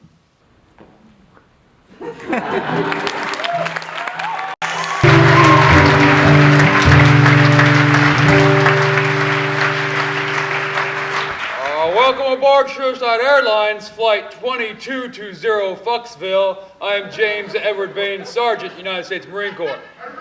My apologies, there will be the use of adult language, clever analogies, and a new feature for this flight, personified weaponry. So fasten your seatbelts and enjoy the ride. James Edward Bane the First. Not me, I'm the third. James Edward Bane the First is who we're presently referring to. Grandpa was a gunner's mate aboard the USS Georgia during World War II. And after the war, he was a rancher, a copper miner, and a life taker. His own life. Unfortunately, the reasons are all speculations, family secrets and such. And even though I never met him, I do know how he did it. Car exhaust. Or for you scientists out there, carbon monoxide. Let me introduce myself. I'm carbon monoxide, but you can call me CO. I'm a colorless, odorless gas that can't be seen or smelled, and I'm often picked because I'm thought as non-violent, non-irritating, and it can be easily accessed by the way of vehicle exhaust. Let me tell you my trick. I work by binding to the hemoglobin in the victim's blood, displacing oxygen molecules and progressively deoxygenating the blood, eventually resulting in the failure of cellular respiration and death. And isn't that what we're all after, folks? That eternal sleep? Oh, thanks, CO.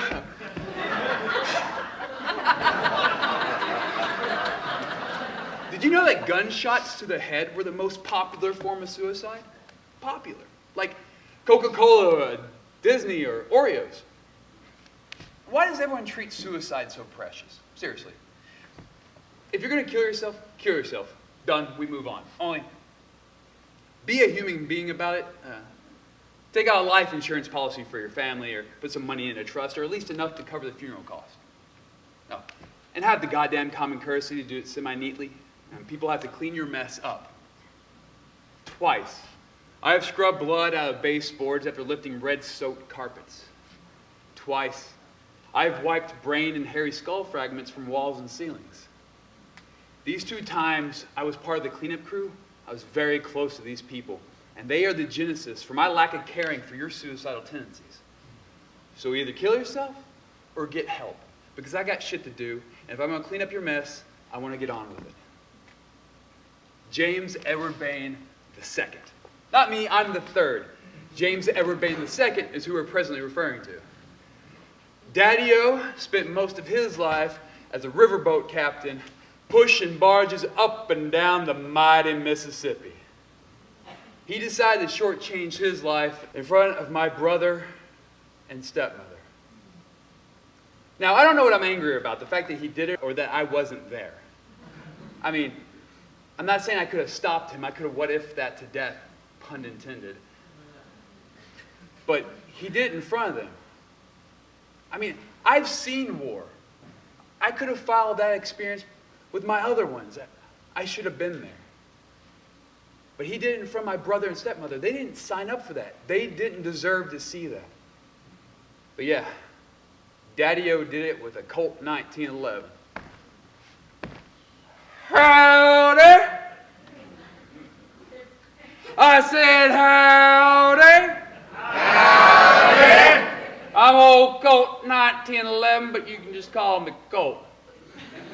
I'm a recoil-operated closed-breech, single-action, semi-automatic handgun. I offer an efficient, effective, and an expedited means of demise, and I'm always happy to oblige. Whew. Thanks, Colt. Bradley Stephen Adams the First. I bet you thought I was going to say James Edward Bane. I must have looked like a serial killer buying all the cleaning supplies to disinfect Brad's house at 3 a.m. in the morning. I placed rubber gloves, scrubbing sponges, Clorox spray, and industrial-sized trash bags in front of the cashier at Walmart. I was wearing a nice suit for a holiday party that I never got to attend. A phone call from Brad's wife, widow, changed my plans for the evening.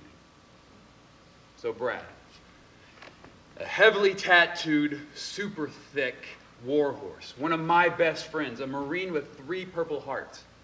Now stay with me. Brad lost his best friend Sean in combat.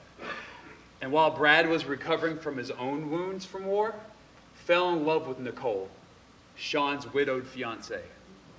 Now Brad and Nicole get married and have a beautiful baby girl, Aurora. Brad felt that marrying Nicole and having Aurora was his duty. Like he owed it to Sean, that maybe he would pay some kind of debt or quiet the demons from war. But as time went on, all Brad felt was that he'd stole something. And to prove that he was wrong, he yelled into a barrel of a .45 and it yelled back. Her freaking you who's heirs! I mean, listen up! I'm .45 caliber combat pistol projectile which combines accuracy and stopping power for use against human targets.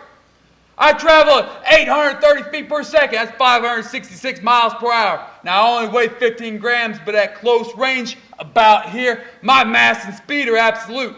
Two things that piss me off: being misused and not being able to penetrate. But I ain't got no control over that, so I pretty much go in the direction I'm fired. My motto is full speed ahead. Oh. Thank you, Mr. Bullet, sir. Maybe they're right. Maybe they figured it out. Maybe everyone who has dipped out seemingly prematurely is just waiting for us to have our own awakenings. So it doesn't change the fact that it fucking sucks when someone starts a gun or hangs themselves or whatever vehicle of transcendence they choose. James Edward Bane III. Me. Or, since I'm the only one left, I guess that makes me the first. Woo! Winning. This is something, this is the hard part. Admitting fault in oneself and myself. I don't want to be a statistic, a cliche, a mess for someone to clean up. Did you know the veteran suicide rate is 22 per day? That means you would need 7 more people, veterans, up here on stage to match that number. Think of 22 people you've met today, veteran or not. Imagine them gone tomorrow. Something I'm not proud of, because I thought about it. Gone through the steps, place the gun on the counter, load the magazine, chamber around. Now, is it under the chin or in the mouth? Tastes like metal and gunpowder. Guess I should clean it more often. Don't worry. I'm not going to do it. The doctor says I exhibit counterphobia behavior, meaning I face my fears a little too head on.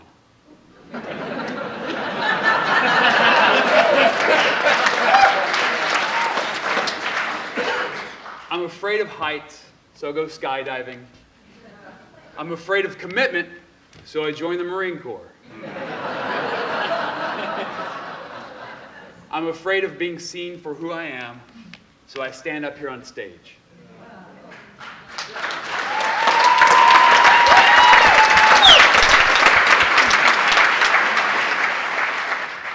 Maybe that's why I don't do it. Why I don't pull the trigger? Because I'm more afraid of living than I am dying. It makes sense. I am a United States Marine.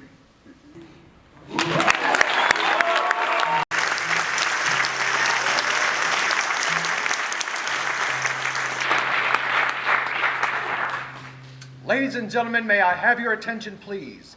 I am Sergeant Holloway of the 3rd United States Infantry Regiment, Assistant Commander of the Relief, Tomb of the Unknown Soldier. The ceremony you are about to witness is the changing of the guard. In keeping with the dignity of this ceremony, it is requested that everyone remain silent and standing. I was on a high school field trip when I first visited Arlington National Cemetery, heard those words, and witnessed the changing of the guard at the Tomb of the Unknown Soldier. But I had no idea that in a few short years, I would be part of the unit that included these sentinels, and in my last year there, I would see one of the unknowns identified and returned to his family.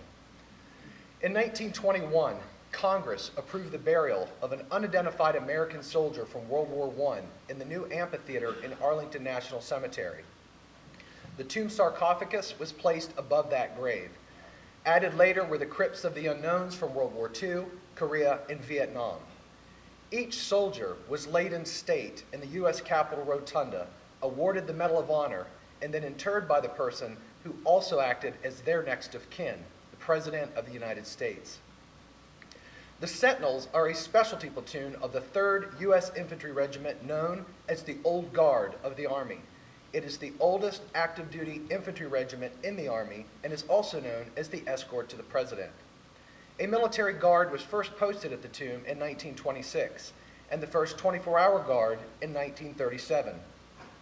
The Sentinels assumed those duties in 1948 and have guarded the tomb every second of every day for the past 68 years. When I arrived at my Army Advanced training, one of my first duties was to set up my uniforms and wall locker. So, over the course of 3 days and nights, I set to work, armed with a can of starch, a hand iron, and a pair of scissors, a weapon to combat the most dangerous enemy of any young soldier, the loose thread.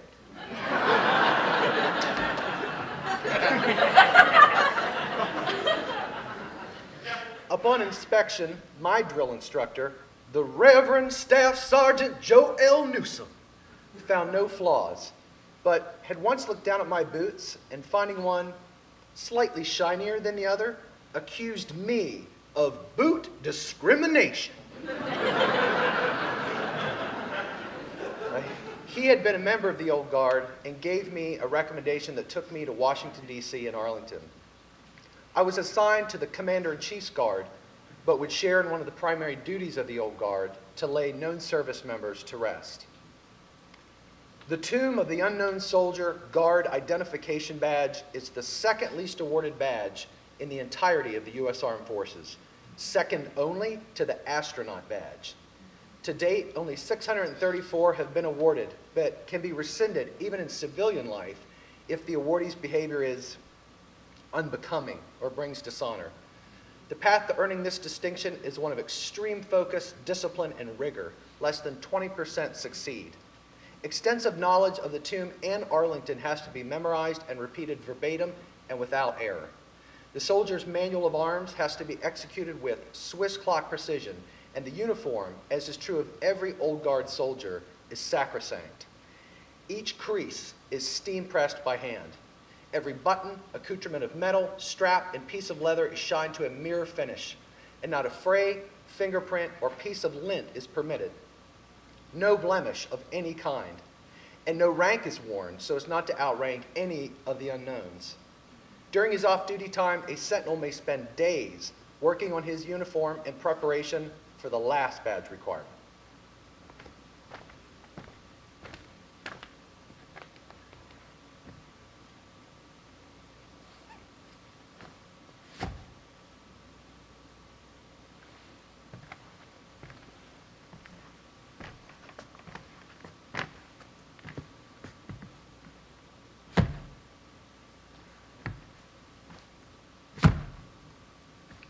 The walk. 21 floating ghost-like steps south down the black mat. Turn, face east towards the tomb for 21 seconds. Turn, face north, wait 21 seconds, re-shoulder the weapon, then start again. They walk this like holy ground. The movements are in increments of 21 to reflect the 21-gun salute. This is the highest military honor that can be rendered. Every movement is aimed towards human perfection, because that's what they believe the remembrance of the sacrifice of perfect love deserves. I had always wanted to serve there, but anybody who has been subject to military logistics knows that the needs of the military come first. Even though I won an award from the Sergeant Major of the Old Guard for having the best uniform in my company, I was never afforded the opportunity to serve at the tomb, and that haunted me for years.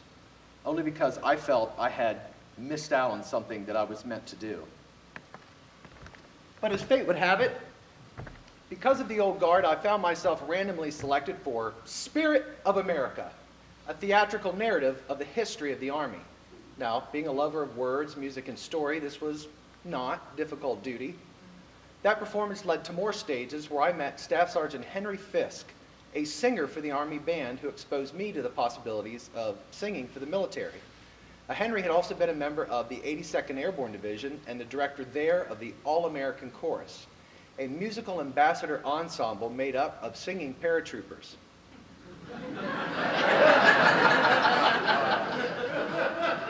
It's a real thing.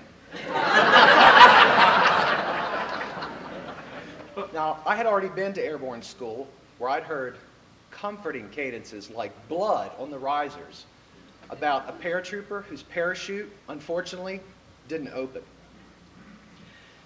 The ambulance was on the spot, the jeeps were running wild, the medics jumped and screamed with glee, they rolled their sleeves and smiled, for it had been a week or more since the last a shoot had failed, and he ain't gonna jump no more. Gory, gory, what a hell of a way to die. Gory, gory, what a hell of a way to die. Gory, gory, what a hell of a way to die.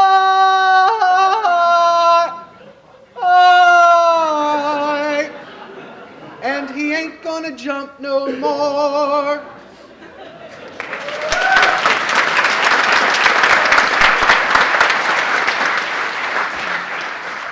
Now, the soldiers sang it lightheartedly, but I've been there when those things happen, and I always remember that war isn't the only time that soldiers give their lives. So on that cheery note, I received orders for the 82nd Airborne Division and deployed with them multiple times. And during one of those deployments, fate piped up again when someone read from the Army Times that an organization called Army Entertainment was auditioning performers. Its motto, entertainment for the soldier, by the soldier. They recruit talent from the Army every year and tour military bases and civilian venues worldwide. Its origins began in World War II with an Army sergeant named Irving Berlin. When I auditioned for Army Entertainment, the song I chose would later come to haunt me in a much different way. Bring him peace, bring him joy. He is young, he is only a boy. You can take, you can give. Let him be, let him live. Bring him home, bring him home, bring him home. Because as I toured with Army Entertainment in the US and Europe, I was stepping into half-empty halls, ravaged by recent post-9/11 deployments, some only sparsely filled with family members left behind at what would be the beginning of more than a decade of war in Iraq and Afghanistan. I later accepted a job offer as a vocalist with the Army Ground Forces Band, touring and performing stateside as well as in Iraq. In both these duties, I began to sense a definition about what I was doing and what my role as a soldier had become. I wasn't just providing entertainment or PR for the military. I was reminding everyone at home about their soldiers, and hopefully giving soldiers the greatest ammunition of any battle, the remembrance of home and the loved ones they were fighting for. I started my Army career in a place that remembers soldiers who have fallen, and ended up telling the stories of soldiers who are fighting.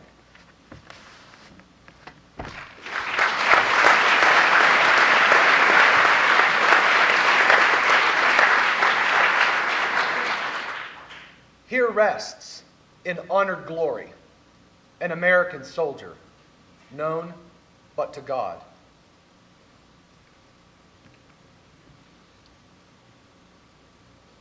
Day is done, gone the sun,